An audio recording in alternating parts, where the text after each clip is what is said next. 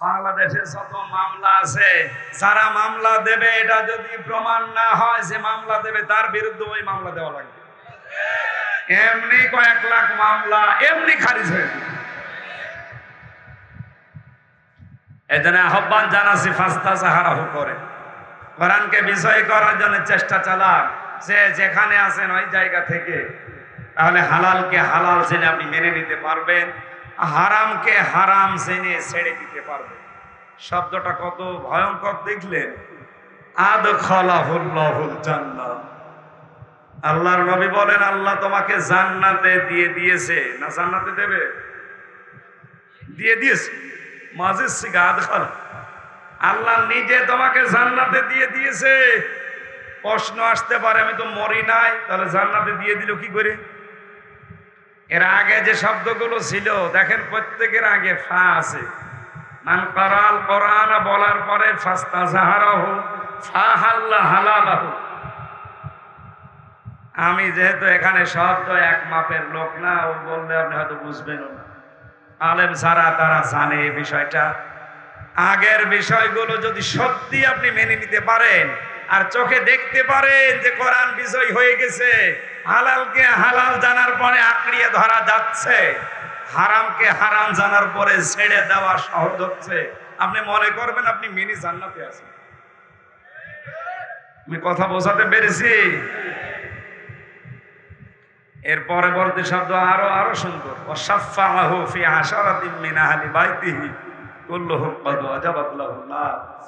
আপনাকে সুপারিশের অনুমতি দেওয়া হবে আপনার আপনজনদের ভেতরে এমন 10 জনের ব্যাপারে যাদের জন্য জাহান্নাম অবধারিত হয়ে গিয়েছিল। আল্লাহ হাদিসটা আমি সহ যারা এসেছি গোড়া থেকে শেষ পর্যন্ত যেন পুরাটা আমাদের প্র্যাকটিক্যাল লাইফে আমরা সেট করতে পারি। বলেন আমিন। দরুদ আর সালাম পড়ছে আমাদের নবী মুহাম্মদ রাসূলুল্লাহ সাল্লাল্লাহু আলাইহি ওয়াসাল্লামের প্রতি। কোরআনে কারিমের সূরা মারিজ থেকে মাত্র একটা আয়াত পড়েছি, তার ছোট্ট আয়াত। কয়টা? একটা আয়াত পড়েছি। জবান খুলে আয়াতটা একটু পড়ি, এরপরে আমরা তাফসীর আকারে কথা বলি ইনশাআল্লাহ। আউযু বিল্লাহি মিনাশ শাইতানির রাজীম। বিসমিল্লাহির রহমানির রহিম।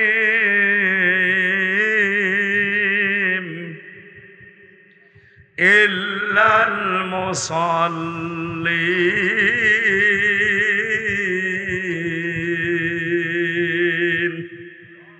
সাদাকাল্লাহুল আযীম। এটা সূরা মারিজের 22 নম্বর আয়াত। কয় নম্বর আয়াত? ছোট্ট একটা আয়াত। দেখেন এর ভেতরে কত কিছু আল্লাহ লুকিয়ে রেখেছে। আল্লাহ রাব্বুল আলামিন বলেন, মুসল্লি ছাড়া। মুসল্লি ছাড়া মানে এর আগে 3টা আয়াতে আল্লাহ গুরুত্বপূর্ণ কয়েকটা কথা আমাদের জীবন সংক্রান্ত বললেন।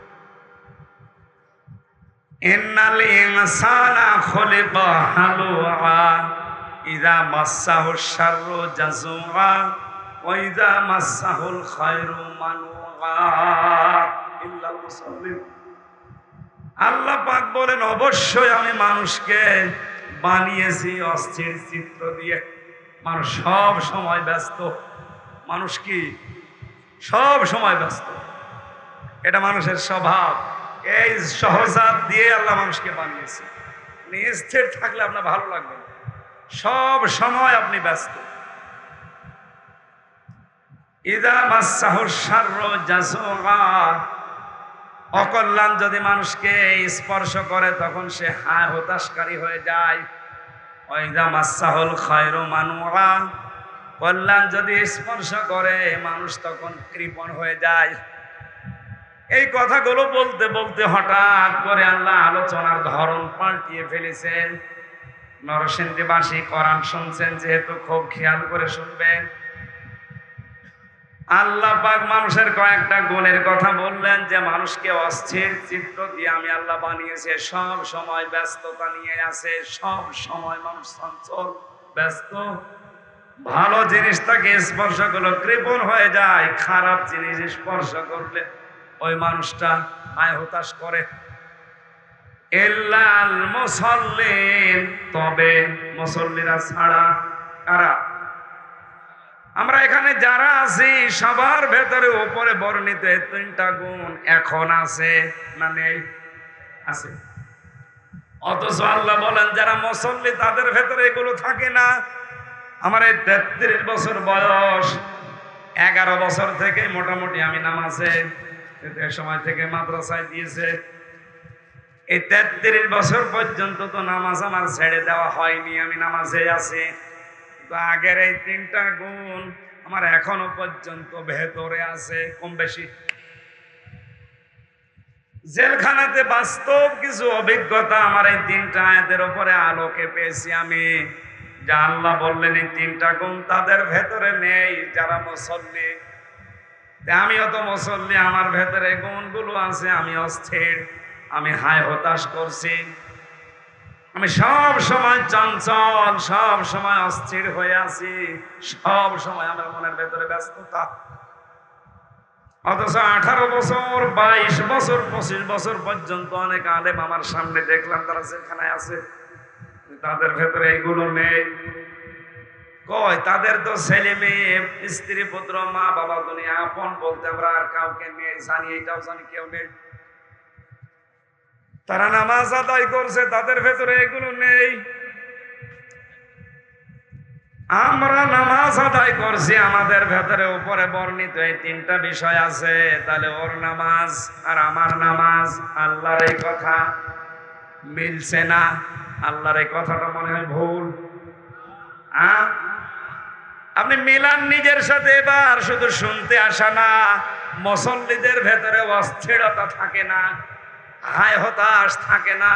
পৃথিবীর যত বড় বিপদ তার উপরে আসুক না কেন, বিষয়টা যদিও গোপন, ক্যামেরা না থাকলে আমি বলতাম এর এই কিরামান কাদিমের জন্য বলা হচ্ছে নিচে নামে ঠিক হবে না। শেষে এমনি 3 বছর গেল, 6 বছর চলে যাবে, দরকার নেই ভাই। এটা ইল্লাল মুসাল্লিনটা যেটা নিজে দেখে এসেছি, এই কারণে আমি উদাহরণটা সেট করতে চাচ্ছিলাম।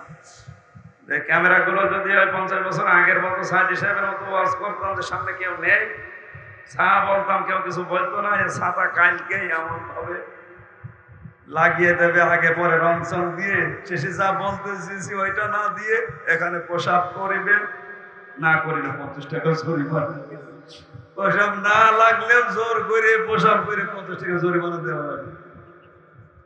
এই জন্য আমি ওটা বলতে পারলাম, দুঃখিত। ইল্লাল মুসাল্লিন, আমরা আল্লাহর ভাষা শুনলাম যে মুসল্লিদের ভেতরে অস্থিরতা থাকে না। আমাদের ভেতরে ইন্নাল্লাযীনা ক্বালু রাব্বুনাল্লাহু সুম্মা ইসতাকামু তাতানাজ্জালু আলাইহিমুল মালায়েকা। এই আয়াতগুলো মনে হচ্ছে আমি বাস্তব নাজিল হওয়া দেখে আসছি। যারা আল্লাহকে রব বলে টিকে থাকতে পারে, আল্লাহ তাদের উপরে নিজে রহমতের ফেরেশতা পর্যন্ত নাজিল করে সাহায্য করে। আল্লাহ তাখাফু ওয়ালা তাহজানু, এসে বলে ভয় নেই, চিন্তা নেই। কিসের ভয়, কিসের চিন্তা?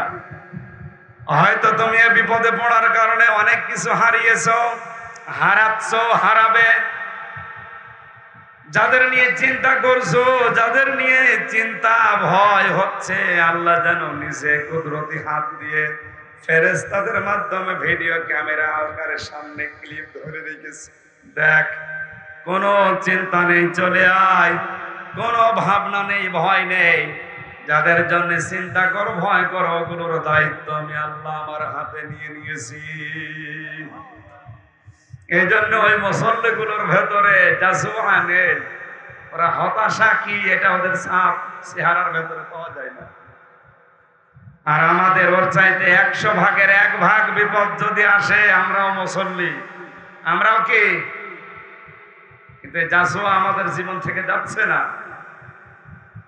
আমরা কল্যাণ পেলেই কেমন যেন কৃপণ হয়ে যায়, অকৃতজ্ঞ হয়ে যায়। সৃষ্টিকর্তা যিনি আমাকে বানিয়েছে, শেষ পর্যন্ত তাকেই ভুলে যায়। আল্লাহ পাক বলেন মুসল্লি যারা, তাদের ভেতরে যেহেতু এই গুণাগুণগুলো থাকবে না, এই জন্য মুসল্লি যারা কান খাড়া করে শোনেন। এবার এখানে আল্লাহ 12টা গুণ দিচ্ছেন। কয়টা? একটা একটা করে আপনি মিলাবেন, আলেমরা আছে আমি সহ প্রত্যেকেই যেন 12টা গুণ আজকে থেকে অর্জন করার চেষ্টায় থাকি। যেহেতু আমরা মুসল্লি, আমরা নামাজি, আমরা বেনামাজি না, এই ট্যাগ আমাদের নামে নেই, তাহলে এখানে আমরা আসতাম না। আমরা যেহেতু মুসল্লি, আল্লাহর ভাষায় আমাদের এই 12টা গুণ অবশ্যই মাস্ট বি অর্জন করতেই হবে। 1 নম্বরে আল্লাহ পাক বলেন আল্লাযীনা হুম আলা সালাতিহিম দাইমুন। মানুষ অস্থির হবে না, হায় হতাশ করবা না, বিপদে পড়লে কৃপণ হয়ে যাবে না আল্লাহর কল্যাণ কিছু পেলে। ওই মুসল্লিগুলো যারা নামাজ কন্টিনিউ করে, যারা নামাজে দায়েম কায়েম থাকে। এখানে হাজারো মুসল্লি বসে আছে, অনেকেই 5 ওয়াক্তের জায়গায় 3 ওয়াক্ত নামাজ পড়ে, আছে না নেই? বলেন আপনি কি মনে করেন আল্লাহর এই বিধানকে? আমি তো বুঝি না। মুসা আলাইহিস সালামের জামানায় আল্লাহ পাক একবার ঘোষণা দিয়েছেন মুসা নবীকে, যে একজন কামার, তাকে তুমি জান্নাতের সুসংবাদ দিয়ে দাও। মুসা নবী আবেগপূর্ণ নবী ছিলেন, কিছু হলেই খালি প্রশ্ন করতেন। ডাক দিয়ে বলে, রব্বুল আলামিন, দুনিয়ায় তুমি আর লোক পেলে না, একটা কামারের নাম বললে, কি করে সে এমন? আল্লাহ পাক বলেন, একটু দেখো। তালতলি বাজার মনে করেন, এরকম বাজারের এক কর্নারে যে দেখে কামার দা খন্তা কোড়াল এগুলো লোহা পিটিয়ে গরম করে বানাচ্ছে, মগর মাথার উপরে তোলে, আবার লোহার উপরে পিটায়। হঠাৎ করে মাথার উপরে তোলার সঙ্গে সঙ্গে নামাজের সময় হয়ে গেছে। এখন যেমন আজান দেওয়া হয়, ওই সময় একটা সিস্টেম ছিল। মগরটা লোহার উপরে পিটিয়ে তারপরে তিনি নামাজে দাঁড়াতে পারতেন। মুসা নবী আলাইহিস সালামের জামানায় যেহেতু 1 ওয়াক্ত নামাজ ফরজ ছিল, এই মগরটা পেছন দিক থেকে ফেলে দিয়ে সঙ্গে সঙ্গে নামাজে দাঁড়িয়ে গেছে। মুসা নবী ডাক দিয়ে বলে, মাবুদ, তুমি একে জান্নাতের সুসংবাদ দিতে কেন বললে? আমি বুঝতে পেরেছি। এই লোকটা মগর লোহার উপরে পিটিয়ে তারপরে নামাজে দাঁড়াতে পারতো। তোমার বিধান এত গুরুত্ব দেয় জীবনে, এত বেশি দাম দিয়েছে তোমার বিধানকে, মগরটা মাথার উপর দিয়ে পেছন ফেলে দিয়ে সামনে না দিয়ে তোমার বিধান পালন করার জন্য সচেষ্ট হয়ে গেছে। এত গুরুত্ব যে লোকটা তোমাকে দিতে পারে, তাকে তুমি জান্নাতে না দিয়ে পারো না। জোরে বলেন সুবহানাল্লাহ। নরসিংদীবাসী, এটা রেকর্ড হচ্ছে, সারা দুনিয়ায় ছড়াবে। 175 কোটি মুসলিম, সবাইকে সামনে নিয়ে বলছি, আপনি আর যাই করেন ফরজ নামাজটা সময় মতো ছেড়ে দেবেন না। আমি আপনার হাতে পায়ে ধরে বলছি, দাইমন এটা কন্টিনিউ করেন, এটা দায়েম কায়েম রাখেন, নয়তো আপনি আল্লাহর আয়ত্ত থেকে বাইরে চলে যাবেন। কেউ যদি ফরজ নামাজ বাদ দিয়ে দেয়, মহান আল্লাহ বলেন, নবী আপনি বলেন, আমি তার দায়িত্ব আমার হাতে আর রাখি না, ছেড়ে দেই। আপনি কি এই কথাটা এত ছোট মনে করলেন? এত হালকা মনে হচ্ছে তার কাছে? আল্লাহ পাক যদি কোনো বান্দা বান্দির দায়িত্ব ছেড়ে দেয়, ওর 1 সেকেন্ডটাও নিরাপদে থাকা সম্ভব না। কথা বলে না কেন? এই মানুষের রক্তের ভেতরে 5 প্রকার ক্যান্সার হচ্ছে। 1 প্রকার যদি আল্লাহ লাগিয়ে দেয়, পুরা নরসিংদী বিক্রি করে ঔষধের পয়সা জোগাড় করতে পারবেন না। আপনি কার ওপর ভরসা করে মাস্তানি করেন, আমার তো বুঝে আসে না।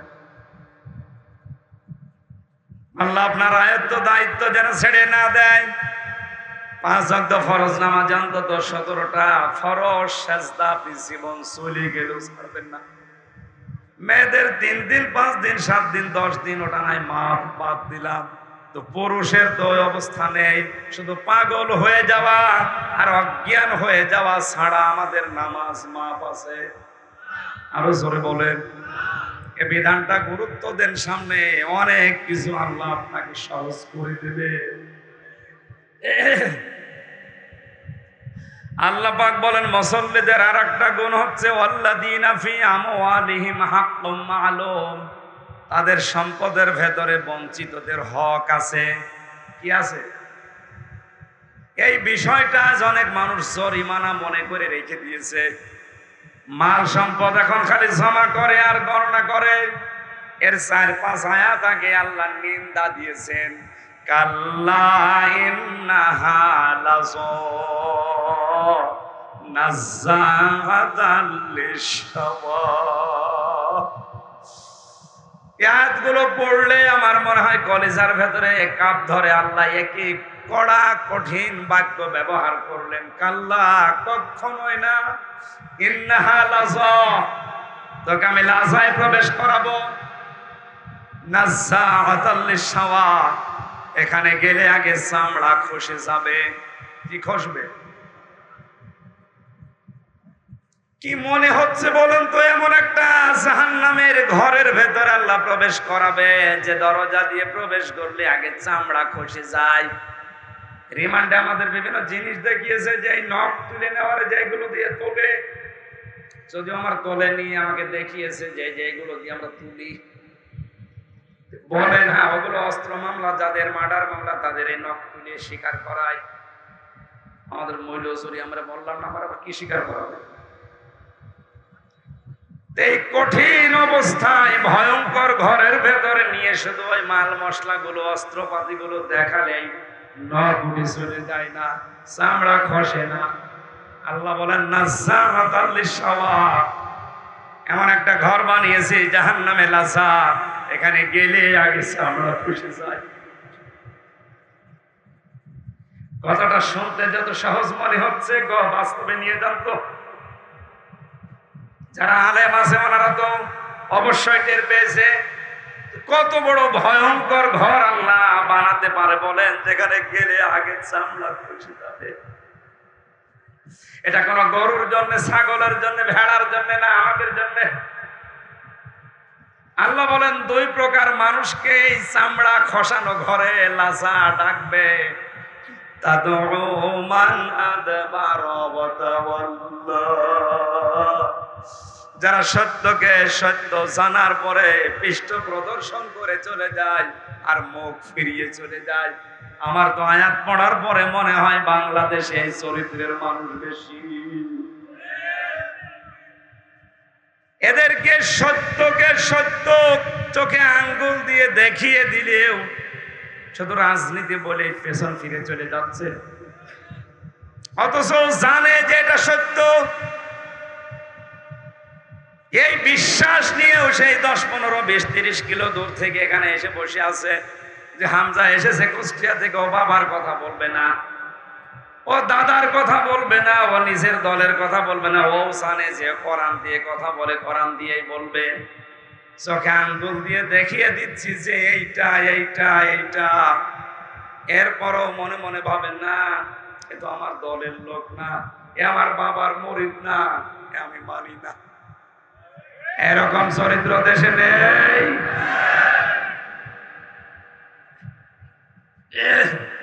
চামড়া খসানো ঘরে আপনাকে ডাকবে, তাদউ মান আদবার ওয়া তাওয়াল্লা, সত্যকে সত্য জানার পরও যারা পৃষ্ঠ প্রদর্শন করছে। আমি আবার রিপিট করছি, সবার জীবনে যেন টার্গেট থাকে দিন কি করে এদেশে বিজয়ী হয়। এ টার্গেট যার জীবনে নেই, এটা রাজনীতি মনে করেন, পায়খানা করা এটাও রাজনীতি মনে করা লাগবে। টয়লেটে যাওয়ার সময় যারা বলেন আল্লাহুম্মা ইন্নী আউযু বিকা মিনাল খুবুসি ওয়াল খাবাইস, এক কথা বলেন না কেন? এই কথাটা বলার পরে যে 8-10 মিনিট বসে থাকেন, বের হওয়ার পরেই বলেন গফরানাক, আল্লাহ তুমি আমারে মাফ করো, আলহামদুলিল্লাহিল্লাযী আযহাবা আন্নিল আযা ওয়া আফানি। এই গন্ধ জিনিস আমার শরীর থেকে বের করে দিলে এই জন্য তোমার শুকরিয়া। আমাকে তুমি স্বস্তি, শান্তি, নিরাপত্তা দিয়েছো এই গন্ধ জিনিস বের করার মাধ্যমে। এটা যদি কেউ ডান পা দিয়ে বের ঢোকে, বাম পা দিয়ে ঢুকে, ডান পা দিয়ে বের হওয়ার সময় এই দোয়াটা পড়ে, আধা ঘন্টা যদি টয়লেটে বসে থাকে, আধা ঘন্টা ইবাদত। এই কথা বলে না কেন? আধা ঘন্টা যদি টয়লেট করা ইবাদত হয়, 10 বছর নবীজি কোরআন দিয়ে রাষ্ট্র চালিয়েছে, কোরআনে ঝাড় ছিল, বিজয় ছিল। 30টা বছর 4 জন সাহাবী কোরআন দিয়ে রাষ্ট্র চালিয়েছে, এক কথা বলে না কেন? ওইটার কথা বলতে গেলে আপনার কাছে রাজনীতি মনে হয়, তাহলে টয়লেট করাও রাজনীতি। সহজ কথা যদি না বুঝে, না বোঝার ভান করে উল্টা দিকে চলে যান, অপেক্ষায় থাকেন, চোখ বন্ধ হতে দেরি হবে, লাজা নামক জাহান্নামের চামড়া খসানো ঘরে আপনাকে প্রবেশ করাতে হবে। পরেরটা তো আরো কঠিন। যারা মাল সম্পদ জমা করছে আর একে সংরক্ষণ করার জন্য বিভিন্ন পায়তারা করছে, বিভিন্ন লাইন খুঁজতেছে। আজ বাংলাদেশে এই চরিত্রের মানুষও বেশি, মানে খাপের খাপ মুমতাজের বাপ মিলে যায়, তো এই জন্য আমার আসতে দেয়, কারণ জানে যে আসলে যা বলবে সব আমার সাথে মিলে যাবে। কয়েকদিন আগে খুলনা গিয়েছিলাম, এটা গিয়েছিলাম 18 সালে, আবার এই যে 4-5 দিন আগেও ছিল। আমার বলছো, হুজুর আপনি স্বামী স্ত্রীর গন্ডগোল কেন হয়, একটা বই লিখেছেন না, দাম্পত্য জীবনের কলহ এবং তার সমাধান। আমি জেলখানায় 3টা বছরের বাস্তব অভিজ্ঞতা বলছি। ওখানে অধিকাংশ মানুষের মামলাগুলো পারিবারিক জীবন সংক্রান্ত। এখন যে জল্লাদ আছে, শাহজাহান জল্লাদের পরে শাহজাহানের বাড়ি নরসিংহ। আমি প্রথম ঢোকার পরে দেখি বড় বড় গোপ নিয়ে বিড়ি খাচ্ছে, সিগারেট। কে আপনি? আমার নাম শাহজাহান ভইয়া। শাহজাহান ভইয়া মানে আমার বংশের নাম ভইয়া। কত বছর আছেন? যে আজ প্রায় 30 বছর, 167 বছর আমার সেন। আপনি তো কিয়ামতের পরও বেরোতে পারবেন না।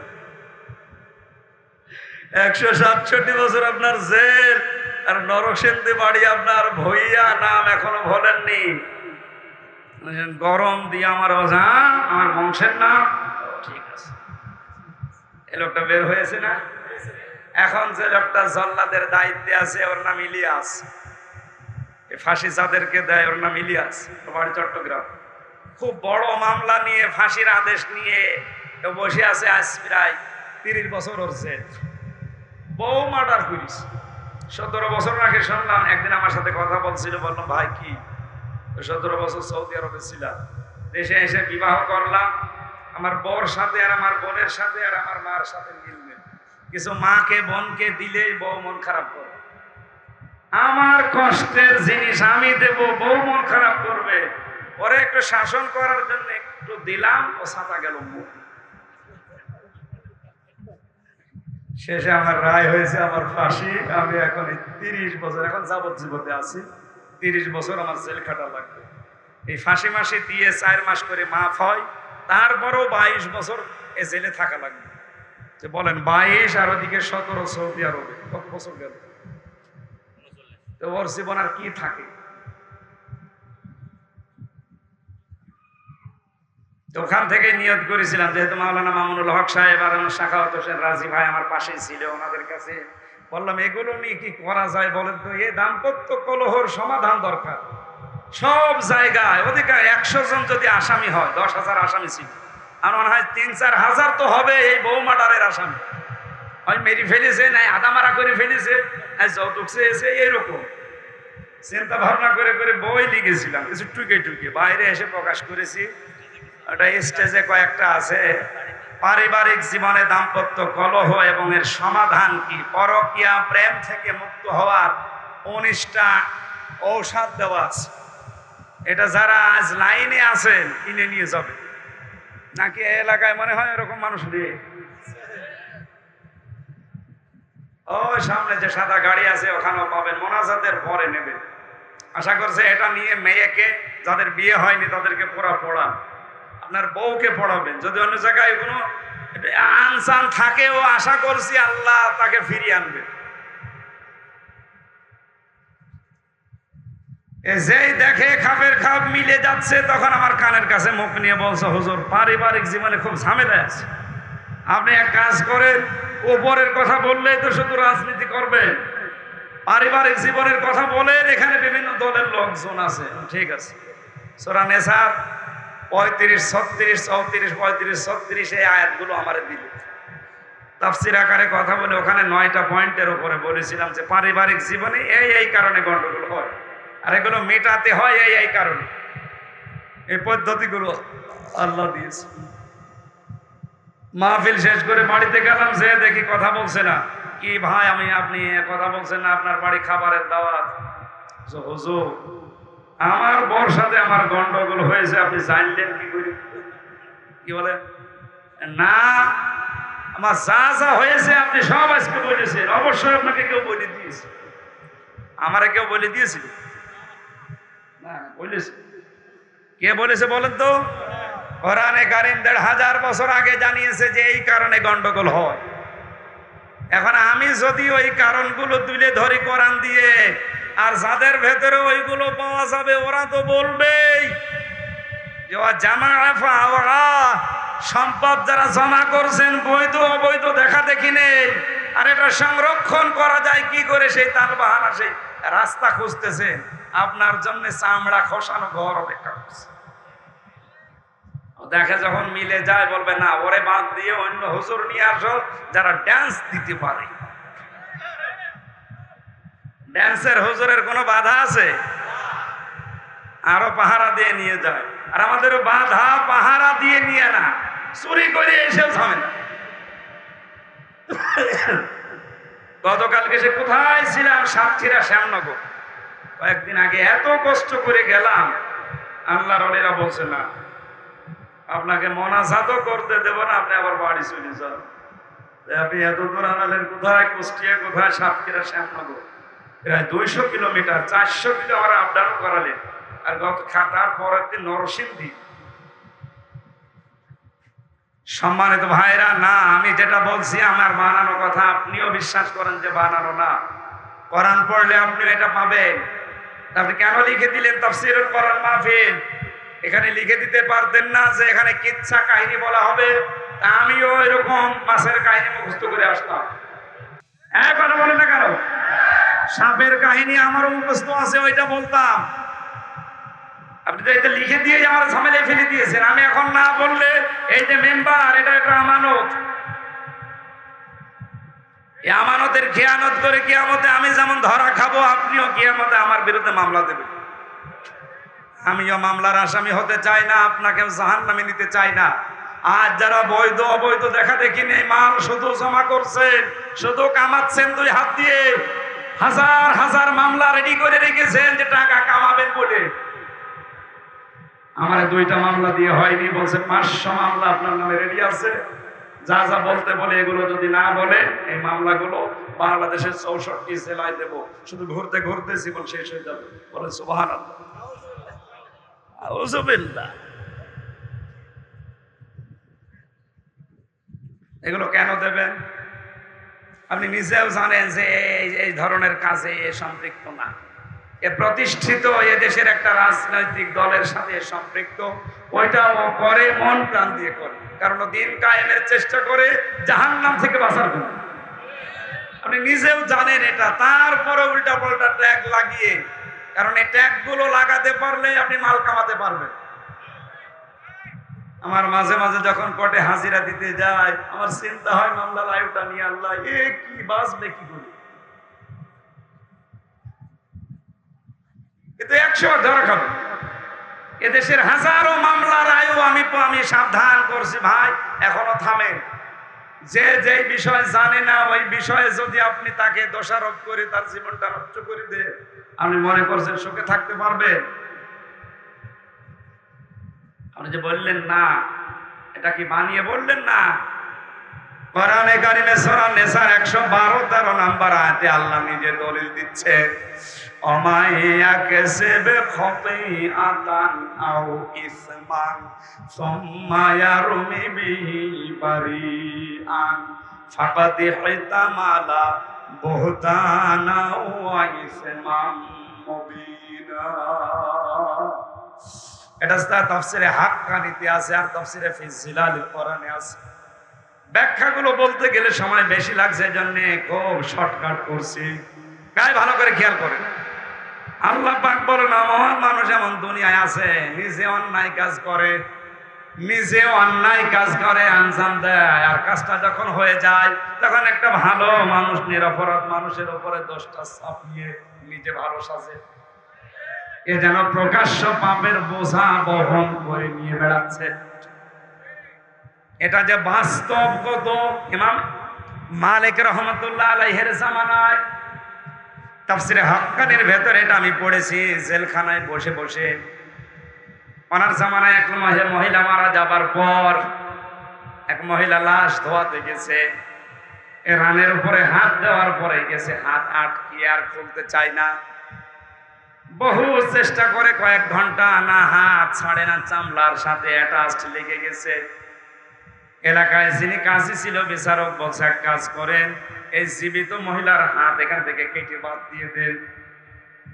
জীবিত মহিলার স্বামী আর সন্তান বলছে না, আমরা এসেছি উপকার করার জন্য, এখন আমাদেরই আপনারা বাস দেবেন, এ আমরা মানি না। আর একটু বড় বিচারপতি যিনি উনি রায় দিলেন, এক কাজ করেন, মহিলা যেহেতু মারা গেছে ওরে কবরে দেওয়া হবে একটু পরে, ওর চামড়াটা ওই জায়গা থেকে কেটে বাদ দিয়ে দেন। তোর স্বামী আর সন্তান রাজি না, বলে না। আমার মা আর আমার স্ত্রী খুব ভালো মানুষ, আমাদেরকে সারা জীবন আমরা দেখেছি, এত ভালো মানুষ হয় না।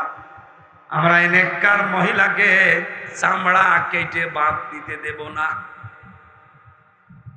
এখান থেকে একটা মাসলা আমি পেয়েছি, মেয়েরা এসেছে না?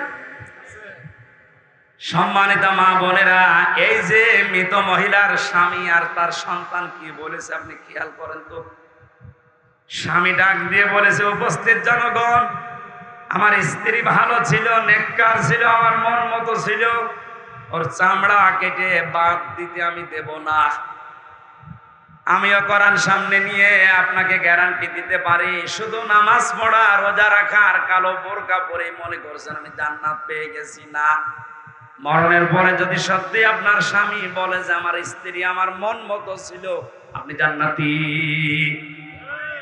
এই কথাটা বলা আমার মনে হয় এখন যে অবস্থা চলছে, 100 জনের 98 জন স্বামী আমরা বলতে পারবো না। বলেন,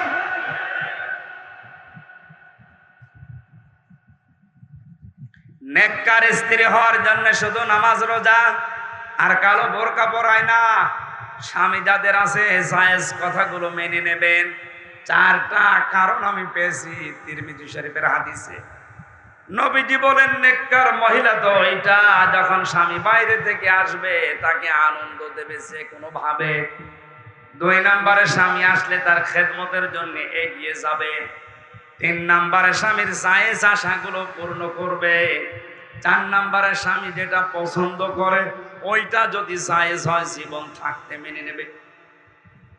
আমি নিজের স্বামী, আমি বাস্তব কথা বলছি, আমার শালাটা প্রথম বউটা বাদ দিয়েছে কয়েকটা কারণে। তার প্রথম কারণে বউ নাকি বলেছিল যে আমার সাথে থাকতে হলে মা বাবাকে নিয়ে থাকা যাবে না, এজন্য ওটা বাদ দিয়ে আর একটা করিস। শুধু আমার শালা এই কাজ করেছে না, এ দেশে এরকম মানুষ আছে। এই কথা বলছে না কেন?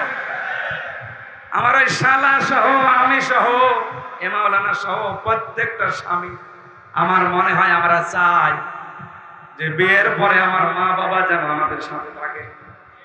কথা বলে না কেন? কিন্তু আজ 100 জনের 98টা বৌমা এটা চাই না।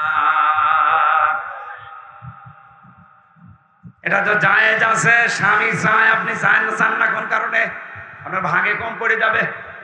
আপনাকে বুদ্ধি দেয় আপনার মা আর আপনার বড় বোন। আমার মনে হয় নরসিংদে ওয়াজ করা ঠিক হচ্ছে না।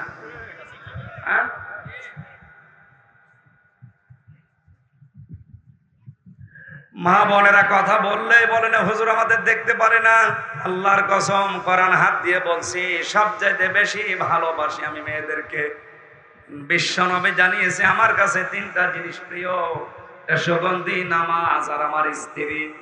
নারী জাতিকে নবীজি যেহেতু ভালোবেসেছেন, কোরআনের হাদিসের চোখ লাগিয়ে দেখতে পাচ্ছি আপনি জাহান্নামে যাচ্ছেন।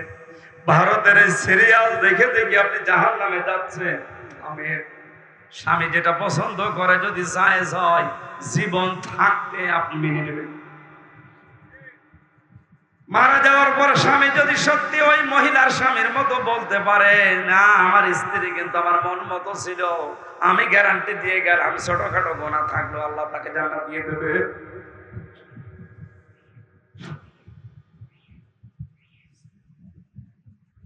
সবাই মিলে বলছে কি করা যায়, কেউ তো রাজি না। ওই দেশের প্রধান বিচারপতি তখন মদিনায় থাকেন, তিনি আমাদের নাম করা একজন আলেম, সবাই জানি ইমাম মালিক। ঘোড়ায় করে তাকে নিয়ে আসা হলো। এই মহিলাকে পর্দার আড়াল থেকে প্রশ্ন করছে, ইমাম সাহেব, এই মেয়ে হাত আটকিয়েছে কেন লাশের সাথে, সত্যি করে বলো কি কি করেছো। মেয়েটা সেই প্রথম থেকে শেষ পর্যন্ত বলতে আরম্ভ করেছে যে আমি এই এই করেছি, আমার কোনো দোষ নেই, কিন্তু ভালো মনে খালাস দোয়াচ্ছিলাম। ইমাম মালিক বলছে, না, আমার কাছে কোরআন আর হাদিসের রাডার আছে, আমি কিন্তু সত্যি ধরে ফেলবো, এখন বলো।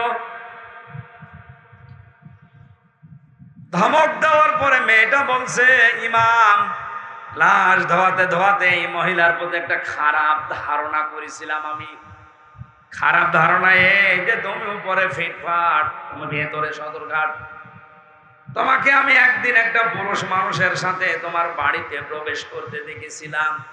এই যে আন্দাজে একটা মন্তব্য তার উপরে নিক্ষেপ করেছি, পরবর্তীতে খোঁজ নিয়ে জেনেছিলাম যে ওটা তার বড় ভাইয়ের ছেলে।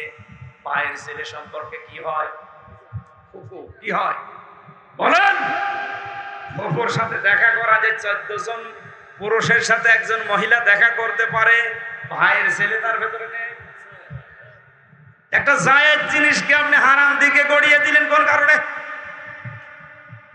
আমি শুধু এই কাজটা করেছিলাম মনে মনে লাশ ধোয়ানোর সময়।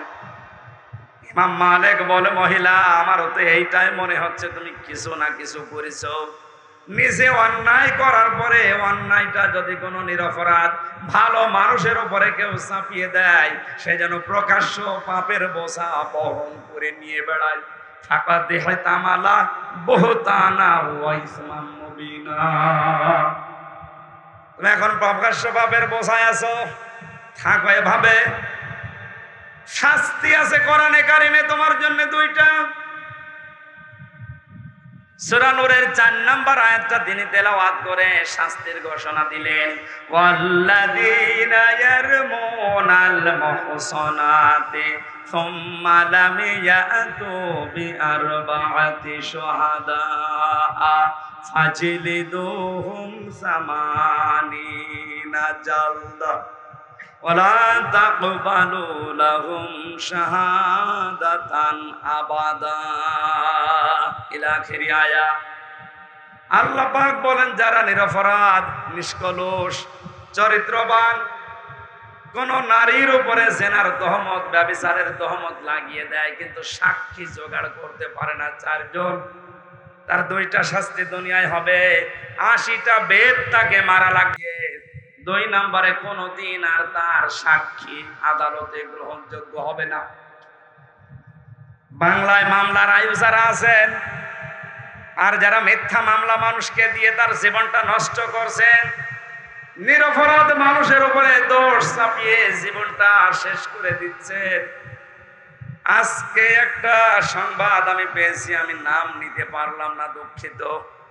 নিরপরাধ মানুষকে বিনা কারণে কেউ যদি হত্যা করে আর কেউ যদি এই সাপোর্ট করে এই হত্যাকে, আল্লাহ তাকে দুনিয়ায় শাস্তি দেয়, এটা আমি আজকে দেখতে পেয়েছি। ইন্না বাতশা রাব্বিকা লাশাদীদ। আল্লাহ বলেন, আমি কিছু বলি না, কিন্তু যদি ধরি ওরে আর ছাড়ি না। ভিন্ন মত, ভিন্ন দল পোষণ করা, এটা কি অপরাধ এই দেশে? তাহলে গণতন্ত্র গণতন্ত্র বলেছিলেন কেন?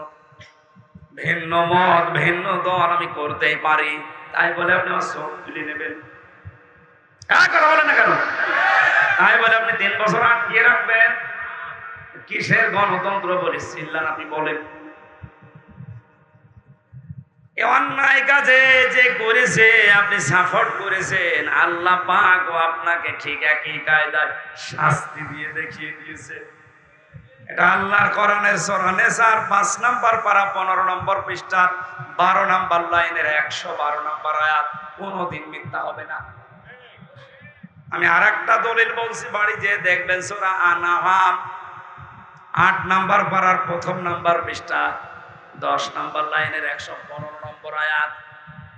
যেহেতু 2টা শাস্তি তোমার উপরে নির্ধারিত, 80টা বেত মারা লাগবে, জল্লাদ শুরু করো। 79টা হয়ে গেছে কিন্তু হাত খোলে না। জল্লাদ ডাক দিয়ে বলে, কি ইমাম সাহেব আর কি করবো, আর মাত্র একটা চাবুক বাকি আছে, হাত তো খোলে না। উনি বললেন না, ওয়াতাম্মাত কালিমাতু রাব্বিকা সিদকান ওয়া আদলা লা মুবাদদিলা লিকালিমাতি। আল্লাহ বলেন আমার কালাম আমি 3টা জিনিস দিয়ে সাজিয়েছি। 1 নম্বরে যত কথা কোরআনে আছে সব সত্য কথা। 2 নম্বরে এটা ন্যায় বিচার ইনসাফপূর্ণ কথা। 3 নম্বরে কোনোদিন আমার কথা কোনো রদ বদল হবে না। আমি যেহেতু 80টা মিয়াতা কি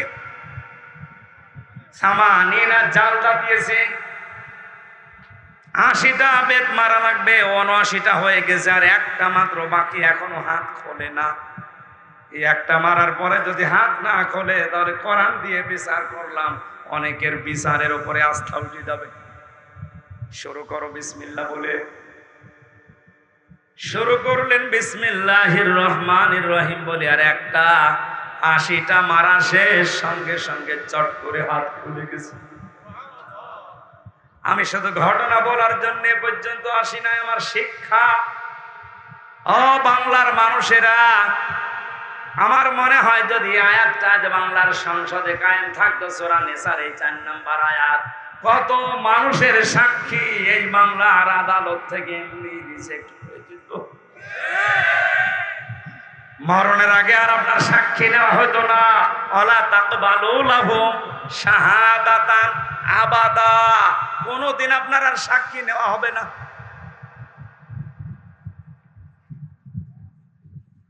মান সালিমাল মুসলিমুনা মিন লিসানিহি ওয়া ইয়াদিহি, ওই লোকটাই তো মুসলমান যার হাতের দ্বারা মুখের দ্বারা মুসলমানেরা শান্তিতে থাকে। হাত মানে শুধু এই হাত না, মুখ মানে শুধু এই মুখ না।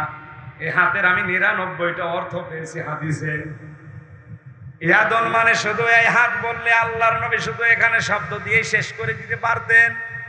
আপনি টিকা দেখবেন এই হাদিসের মুহাদ্দিসিন ইকরাম যারা তারা বলেছে হাত মানে ক্ষমতার হাত, হাত মানে বিচারের হাত, হাত মানে পাওয়ারের হাত, হাত মানে আইনের হাত, হাত মানে টাকা পয়সার হাত, হাত মানে দলীয় হাত। এই কথা বলছেন না?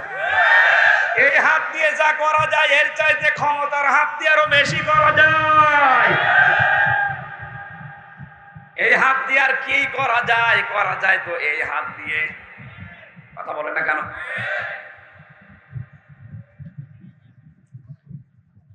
এজন্য যাদের এই হাতের দ্বারা, যাদের ক্ষমতার হাতের দ্বারা, সম্পদের হাতের দ্বারা, প্রভাব প্রতিপত্তির হাতের দ্বারা, মুখ মানে শুধু এই মুখ না, অনেকে মুখ বুঝে থাকে তারপরও কাজ পেয়ে যায়। বাংলাদেশে এরকম মানুষ নেই? মুখে কথা বলে না, শুধু নাড়াবে, এদিকে 10টা লাশ পড়ে যাবে। যাদের হাতের দ্বারা মুখের দ্বারা আজ মুসলমানেরা নিরাপদে নেই। আপনি নামাজ পড়তে পারেন, রোজা রাখতে পারেন, 72 রাকাত নামাজ পড়তে পারেন, আপনি মুসলমান হতে পারেননি। নরসিংদীবাসী এই ছোট্ট একটা স্টোরি থেকে যেটা আমি শিক্ষা বের করেছি, ইমাম মালিক রহমতুল্লাহ আলাইহি এই শাস্তি দেওয়ার পরে জনগণকে দেখিয়েছিলেন যে নিরপরাধ কোন মানুষের উপরে বিনা কারণে কেউ যদি আন্দাজে দোষ চাপিয়ে মনে করে যা করেছি করেছি আমার অসুবিধা নেই, আল্লাহ কিন্তু দেখিয়েছে যে পাপের বোঝা বহন করে কি করে মানুষ নিয়ে বেড়ায়। এটা যদি আজ বাংলাদেশে একবার আল্লাহ দেখানোর ব্যবস্থা করতো, বাংলাদেশে কত মানুষের হাত যে আটকে যেত আদালতে। কথা বলেন না কেন? আমি আশা করব আপনার হাত আদালতে যদি না আটকায়, এমন জায়গায় আটকাবে জীবনে আর খুলতে পারবেন না। আজ অনেকের হাত আটকে যাচ্ছে। কত বড় বড় জায়গায় দাপটে ছিল, সাংবাদিকরা যেমন ধরা ধরেছে, সব হাত আজ শেষ, কোনো হাত আর কাজে লাগছে না। এখন যদি বলেন হুজুর আমি বসি না, আমার নাম ধরে ধরে বলেন, এখানে আসে কানে কানে বলছি, মিডিয়া বাদ দেন। কানে মুখে বলা ছাড়া উপায় নেই। তাদেরও হাত কত বড় হাত ছিল, শুধু হাতের ইশারায় হাজার হাজার মানুষ শুয়ে পড়েছে।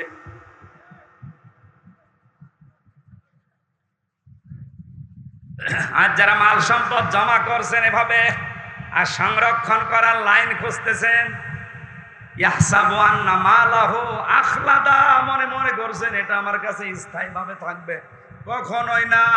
দুদুক ধরলে, সাংবাদিক ধরলে আপনি দিশেহারা হয়ে যান। আমার আল্লাহর দুদুক, আল্লাহর সাংবাদিক আছে না নেই? ওগুলো তো এখন বাকি আছে। আল্লাহ আপনাকে লাজায় দিয়ে চামড়া খসানোর আগে আপনি শান্ত হচ্ছেন না। আমরা যেহেতু মুসল্লি, আমাদের ভেতরে এগুলো যেন না আসে। আমাদের মালের ভেতরে, সম্পদের ভেতরে হক আছে। এই তালতলি বাজারে ঢাকা থেকে এসে আপনি বাসে নামলেন, আপনি ধনী মানুষ, এখান থেকে 2 কিলোমিটার দূরে আপনার বাড়ি। আপনি যদি বলেন 2-3টা রিকশা দাঁড়িয়ে আছে, থাক আমি হেঁটে যাব, আপনার জন্য জায়েজ নেই। কারণ কি? যে রিকশাগুলো দাঁড়িয়ে আছে এখানে 20 টাকা 30 টাকা নিয়ে ওর সংসার চলবে, আপনার এই পকেটের টাকার ভেতরে আল্লাহ ওর খাবার লুকিয়ে রেখেছে। এই কথা বুঝতেছেন? আপনার গ্রামের ভেতরে, গোলার ভেতরে যে ধান আছে, চাউল আছে, ওটা শুধু আপনার একার জন্য না। ওখানে মুরগির খাবার আছে, ওখানে কামলার খাবার আছে, গরিবের খাবার আছে। আল্লাহ আপনার কাছে আমানত রেখে দিয়েছে, ওই খাবারগুলো তাদের কাছে আপনার মাধ্যমে পৌঁছাবে। এই জন্য আমরা নামাজি, আমরা মুসল্লি, আমাদের ভেতরে এই গুণ আসবে না। আমরা আমাদের সম্পদের হেফাজত করব, বলেন আমিন। আল্লাহ পাক বলেন লিসাইলি ওয়াল মাহরুম, বঞ্চিত এবং ভিক্ষা যারা যায় তাদের ভেতরে এই মানুষগুলো সম্পদ বন্টন করে। এর তাফসীর পড়তে গিয়ে ফি জিলালিল কোরআনে সাইয়্যিদ কুতুব দিয়েছেন, সম্পদ যাদের আছে তাদের 5টা কাজ দুনিয়ায় করা লাগবে।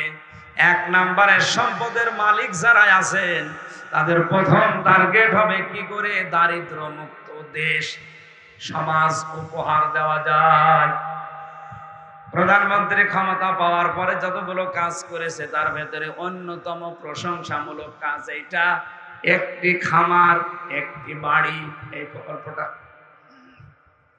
এই কথা বলছেন, বিরোধিতা করতে হয়, করব অন্ধভাবে না, এই কাজটা ভালো কাজ। একটি খামার, একটি বাড়ি, এই কাজটার প্রকল্প যিনি চালু করেছেন প্রধানমন্ত্রী শেখ হাসিনা। হাজার হাজার মানুষের কর্মসংস্থান তৈরি হয়েছে, একটা মাথা গোঁজার ঠাঁই হয়েছে। এই কথা বলে না কেন? হ্যাঁ, যদিও যাদের মাধ্যমে এগুলো এসেছে এই মানুষগুলো একটু নয় ছয় হালকা পাতলা করতে পারে। হয়তো 100 টাকা বাজেট ছিল, 99 টাকা খেয়েছে, 1 টাকার কাজ করেছে। তাও তো করেছে নাকি? বাজেট তো উনি ঠিকই দিয়েছিলেন। সম্পদ আলা মানুষ যারা কি করবেন, বেগম পাড়া বানিয়ে এখন যদি চোখ বন্ধ হয় বেগম পাড়ায় নিয়ে যাবে আপনারে। সম্পদ মাল কামাই করছেন, বৈধ অবৈধ দেখা দেখি নেই। বাবা শাহজালাল সব হালাল, শুধু হালাল বলে শেষ করে দিচ্ছেন। আরো কি করে সংরক্ষণ করা যায়? 14 পুরুষ বসে বসে খাবে, সে সমস্ত রাস্তাগুলো কমপ্লিট করে যাচ্ছে।